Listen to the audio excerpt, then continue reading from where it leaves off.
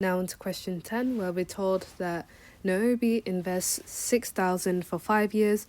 The investment gets compound interest at an unknown rate per annum, and at the end of the 5 years, the investment's worth £8,029.35, and we're being asked to work out the value of x.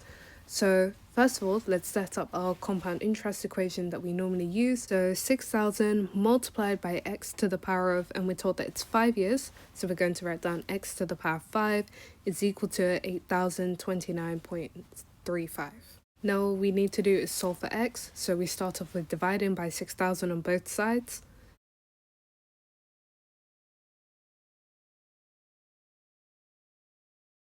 And then afterwards we reduce both sides by the power of 5 to get our final value of x,